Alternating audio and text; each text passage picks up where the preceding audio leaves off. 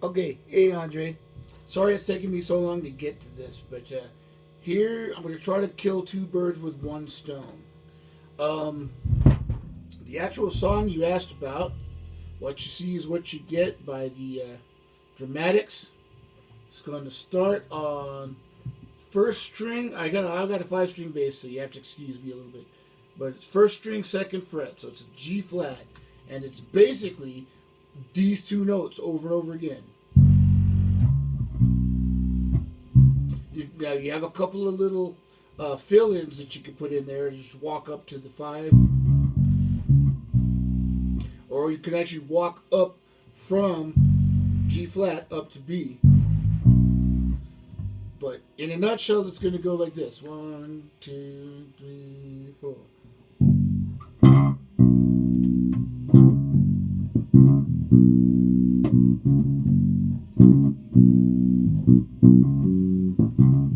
You can alternate the high and the low G flat.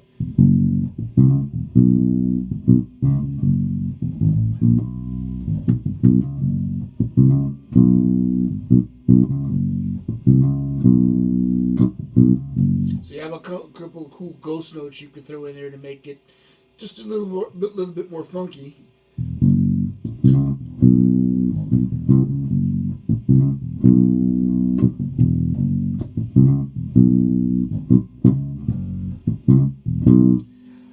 When you come to the bridge after the "what you see is what you get," what you see is what you get. I said, "What you see is what you get, now, baby." And real is the best thing. So you're going to get to this part. Now, there's where you get a kind of an interesting thing. The original bass player plays this all in the upper register. So it's C, G flat, B.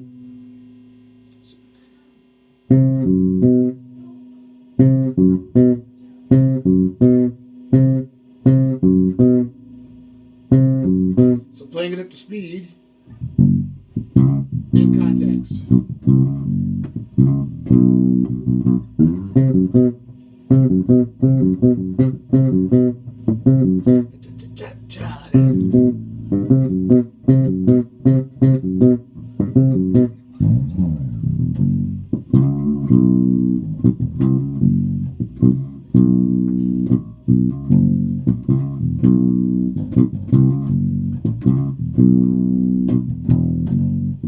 So that's pretty much the whole song. It's just repeating of those different patterns over and over again. Now, speaking of patterns, the other half of your question is how to make it easier to figure out songs. And that's a little more of a complex answer, but I'm going to try to break this down as easily as I can. One of the coolest tips that you could use to make songs more interesting is use the numbers system. I don't know how familiar you are with it, but here's how the number system works. It's basically based off of the major scale. Now, I'm going to use the key of C because there's no sharps or flats in it, but this is how the number system works. Now, remember, this does not change. This pattern that I'm about to show you doesn't change based on what key you're in. The pattern stays the same, and that's why it's important to remember it.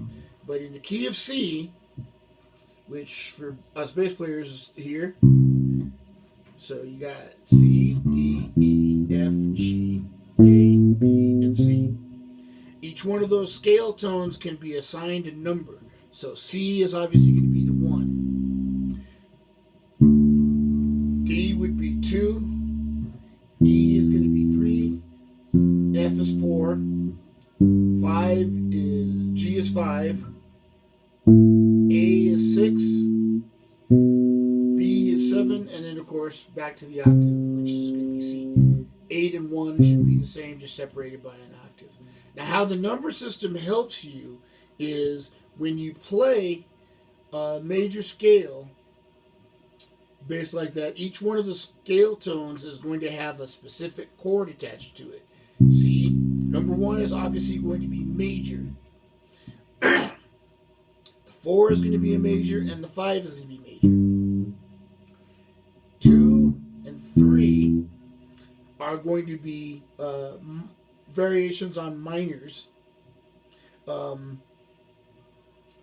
6 is going to be a minor, and 7 is going to be what's called a Mixolydian or Phrygian scale. Actually, I take that back. 3 is the Phrygian. But anyway, these are also known as the modes. Now, we're not going to touch too deeply into the whole mode thing, but how this helps you in figuring out new songs is that you have to first figure out what note the bass line starts on. Now, notice I didn't say key, because the starting note for the bass line is not necessarily always the key. That's a good way to remember it, but that's not always correct. For example, if we are using the song I'll Be There by the Spinners, only has 2 notes in it. It's easy to figure out. It's F and G.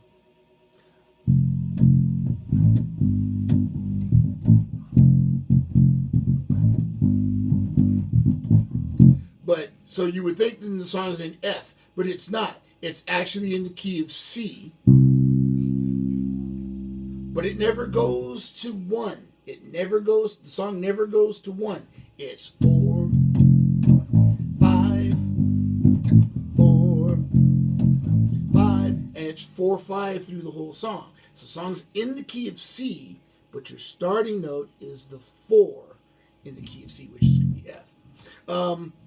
So, getting back to the initial thing for it, so when you're listening to a new song and you're trying to figure out what key it's in, listen to the opening note. Just using as an example, if the opening note was an A, your first instinct's going to say that, well, that's A, so the core song is in the key of A, but it may not be. In the key of C, A is what's called a relative minor. So it's got the same scale pattern as C, but starting on a different note. So A minor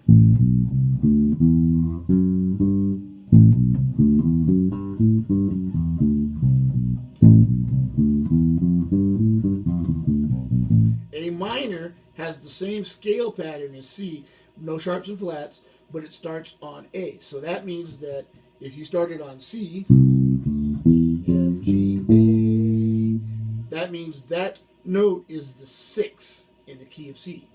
So, 6. Now, if the next note in the progression is an F, you already know that's 4 because we already talked about that. So that means the song goes 6 to the 4. So if the next chord that you hear when you're listening to the song is a C, well, C is 1. So that's going to tell you 2 things. One, that the song is in the key of C, and then it starts on the 6. 6, 4, 1, and then 5. There's lots of songs that have that chord progression. It's a good idea to memorize different chord progressions from this standpoint. But the reason that I'm showing you this is for one, it makes it so much easier to figure out songs.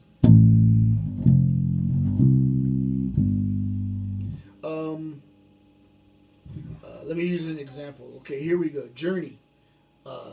Don't Stop Believing. 1, 5, 6, 4. And then they throw in the 3 here just to be fancy.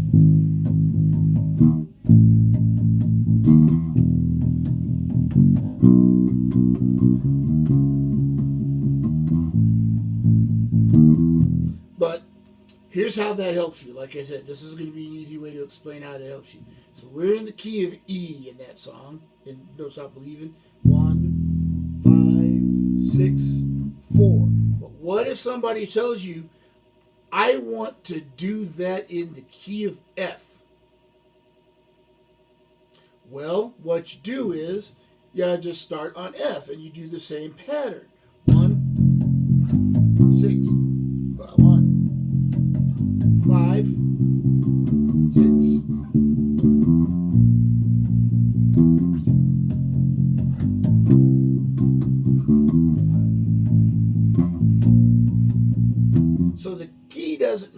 What matters is the sequence of chord tones.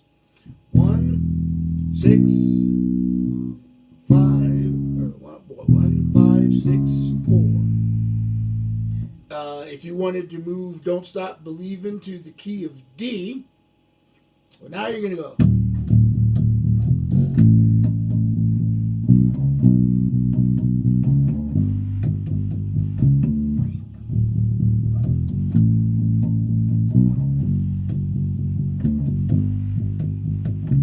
So it's all based on that. Now, how you can tell,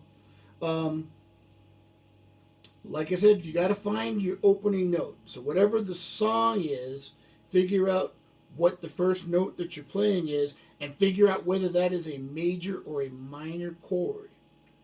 So using the example we were doing before, well, you'll use the song that you asked me to do. So the dramatic song, you're starting on a G flat. But if you listen closely to the song and you can figure out the chord, it's a G flat minor, and then the next chord is a B, and it's a major. So minor. So because that opening chord is a minor, it's G flat minor, you know that that's either got to be 2 or 6 in the key that you're playing in. Now, if you figure out that from G flat, 1, 2, 3, 4, that's the 4, that's a fourth up from your opening note, then that means that your opening note is a 2. 2, 5. So that's what you're playing, 2 to 5.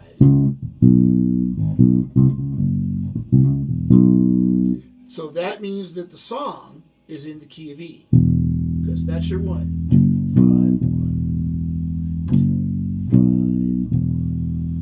2, 5. So this is really underselling it, and it's really streamlining it. But if you start experimenting with this, figuring out the relationship from one chord to another, let's see, if I'm in C, then, and the first note I play is E, well, that's the 3, C, D, E, E. So if your first note's E, the next chord's going to be it. You can hear them where they're going.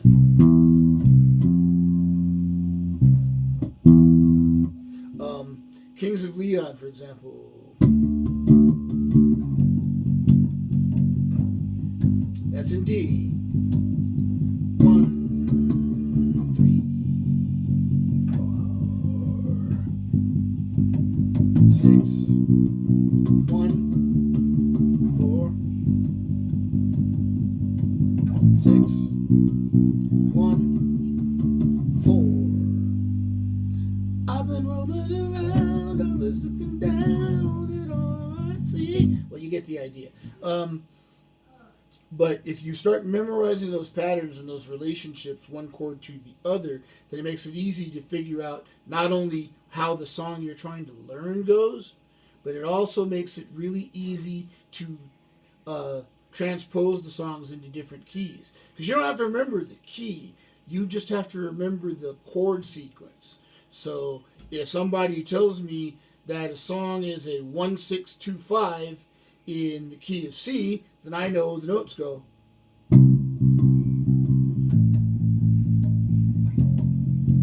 Okay.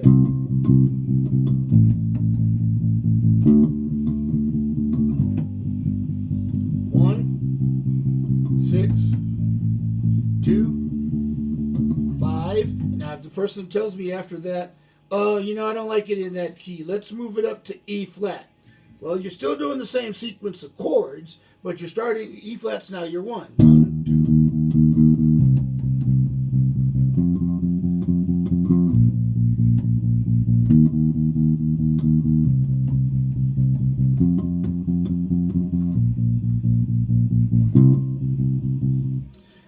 The easiest way to learn these is use old 50s music, because they're very clear for one, and they're also real obvious as to what the chord progressions are. So if you learn an old 50 song like You Send Me,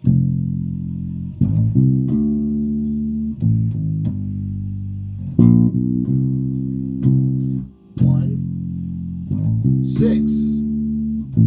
2, 5, 1, 6, 2, 5. So if you start recognizing those chord progressions and start being able to hear them really well, you kind of know what chord is coming next. So that helps you a lot in a more complex chord progression. Something like, let me think of a good example.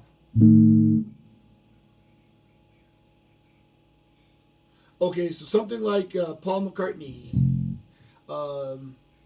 Can't remember the name of that song. Don't Say Goodnight or whatever.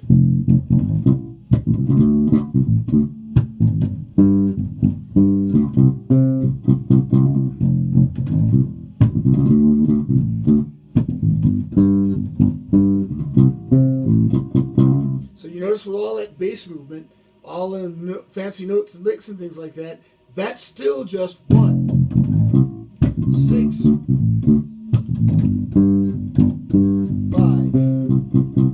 1, 6, 2, 5.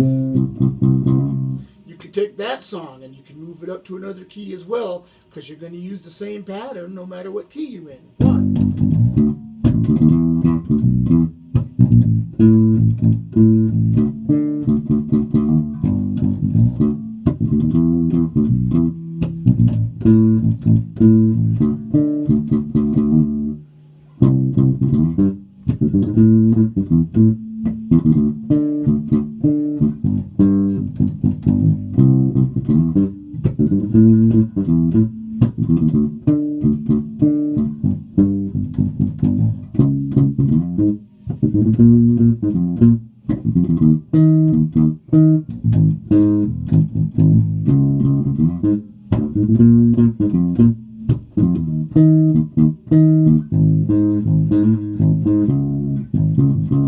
So yeah, that's how that works. I hope that helps with both of your issues. So let me review again the song initially.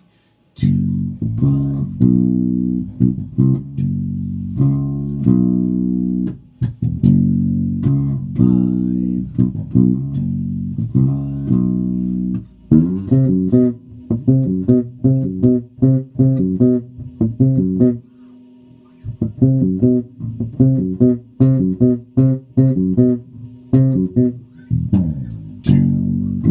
5.